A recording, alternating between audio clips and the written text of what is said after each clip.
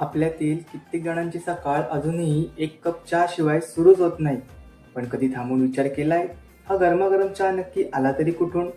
म्हटलं तर साधं पान, पण त्याची गोष्ट मात्र हजारो वर्षांची.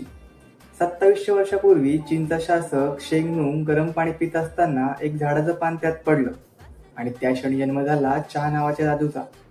हजारो वर्षांनी ही चहाची चव भारतात पोहोचली. 1824 मध्ये आसामच्या जंगलात स्थानिक चहाची रोपं मिळाली आणि 1836 पासून भारतात चहाचा औद्योगिक प्रवास सुरू झाला. ब्रिटिशांनी इथेच चहाची लागवड सुरू केली आणि आसाम, दार्जिलिंग, निलगिरी ही ठिकाण चहाची नवघरं बनली. महाराष्ट्रात चहा आला समुद्रमार्गे आणि हळूहळू पुणे, मुंबई, कोकणात त्याने घर केलं. पुण्यातला अमृततुल्य चहा प्रसिद्ध झाला, जिथे लोक सकाळ संध्याकाळ रांगा लावत. आज पुणे, मुंबईच्या कट्ट्यावरती प्रत्येक गप्पा एकच वाक्याने सुरू होते, एक कटिंग दे ना. चहा म्हणजे फक्त पेय नाही, तो आज आपली सवय आणि ओळख बनून गेला.